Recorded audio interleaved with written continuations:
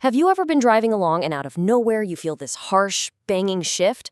Or maybe you step on the gas and the gears just slip. If you've been there, you know the absolute dread that immediately hits you.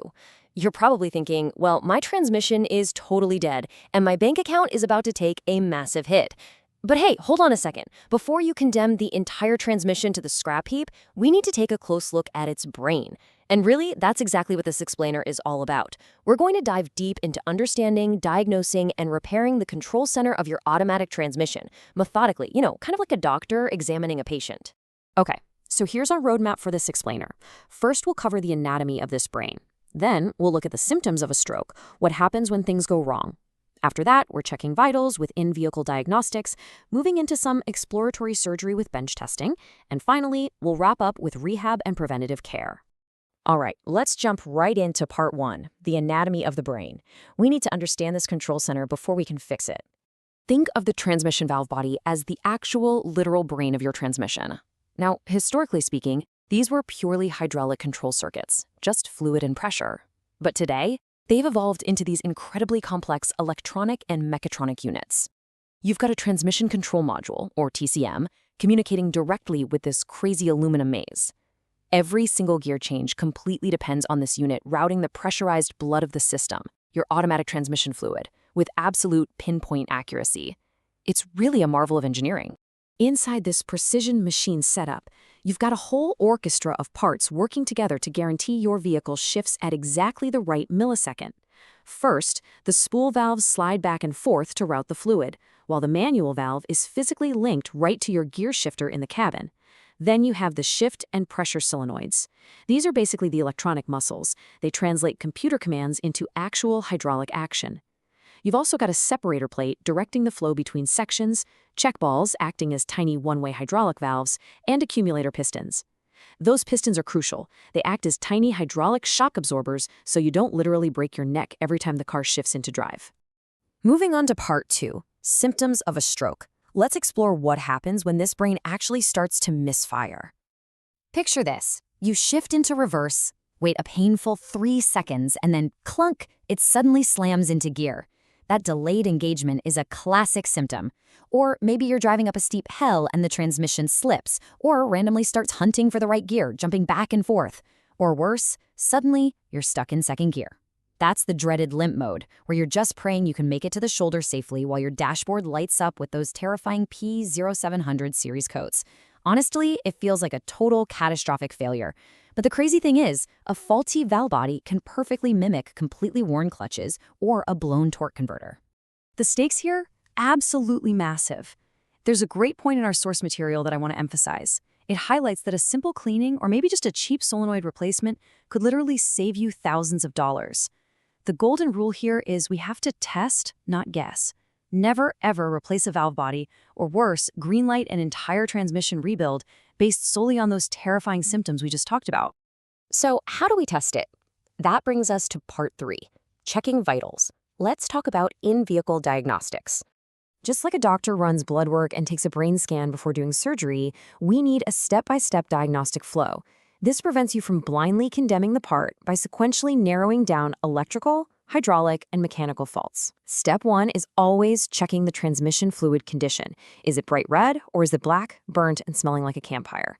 If it's foamy, you might have aeration causing unstable pressure.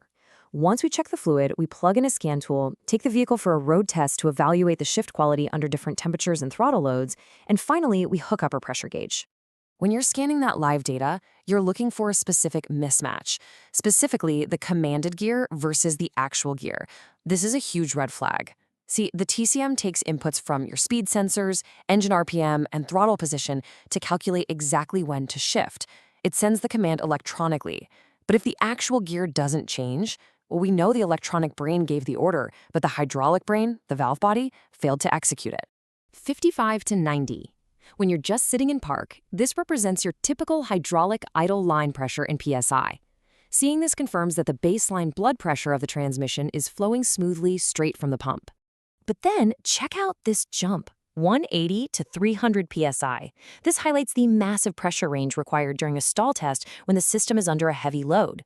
Regulating this extreme hydraulic surge seamlessly? That is exactly the job of the pressure regulator valve and the accumulators inside the valve body. When we compare those pressure readings against a diagnostic chart, it acts like the ultimate cheat sheet. It pinpoints the failure for you.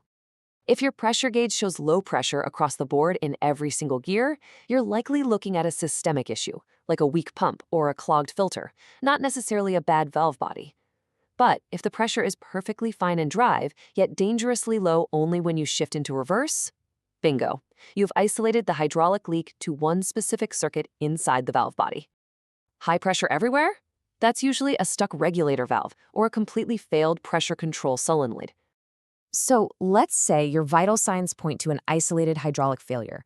The pressure is low in just one circuit. What's next? How do we actually find the specific mechanical culprit hiding in there? Which brings us to part 4, exploratory surgery. It's time to pull the unit and start our bench testing. By following a strict set of procedures on the workbench, you can play forensic investigator.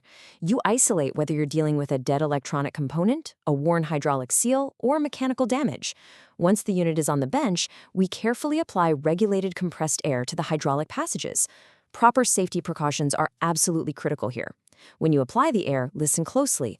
A firm, solid thud means the clutch is sealing. Excessive hissing? That means you've got an internal transmission leak, and honestly, a new valve body isn't going to fix that. You always want to verify your electrical circuits against the manufacturer's specified ohm range before you just toss a shift solenoid in the trash. Solenoid electrical testing takes literally seconds to perform with a digital multimeter. And guess what? Shift solenoids are the primary culprits in most modern valve body failures. If your multimeter shows the solenoid has infinite resistance, meaning it's open, or zero resistance, meaning it's shorted, you found your electronic failure, and you don't have to replace the whole expensive aluminum block. You really have to keep your eyes peeled for specific internal failures here. We're talking incredibly tight precision machine tolerances. If the automatic transmission fluid was neglected by the owner, varnish deposits will build up, literally gluing the spool valves to the bore. You also want to inspect those tiny plastic or steel check balls. Over time, they can wear down and develop flat spots, which allows hydraulic pressure to bleed right past them. And hey, golden rule of exploratory surgery here, never force a stuck valve with a heavy tool. If you do, you will permanently score the bore and completely ruin the block. Finally, part 5. We've identified the problem, so let's talk rehab and preventative care. Putting this all back together requires absolute surgical precision. You've got to use the exact bolt torque sequence, and you absolutely must perform the electronic adaptive relearn, or your repaired transmission will still ship terribly. Think about it. If you over-torque a valve body, you will warp the aluminum and it will bind the internal valves immediately. Plus, modern transmissions use adaptive learning. The computer has been trying to compensate for your failing valve body for months. If you don't reset those adaptations with a scan tool after the repair, the TCM is going to keep shifting as if the transmission is still broken. Look, overheated, dirty ATF is literally the #1 killer of this hydraulic brain. Sticking to some straightforward preventative maintenance habits will exponentially extend your valve body's lifespan. Remember how we just talked about varnish sticking to valves and debris scoring the bores? Clean fluid prevents all of that. Also, exceeding standard ATF temperature requirements is the ultimate enemy of hydraulics. If you regularly tow heavy loads, installing an auxiliary transmission cooler is incredibly cheap insurance for a very, very expensive component. So, next time your transmission slips or bangs into gear, I want you to remember this explainer and ask yourself, are you willing to do the forensic work to find the real cure? By simply checking the fluid, pulling the live data, and testing the line pressures, you take back control from the symptom-based guesswork that ends up costing people thousands of dollars every single day. Knowledge really is power,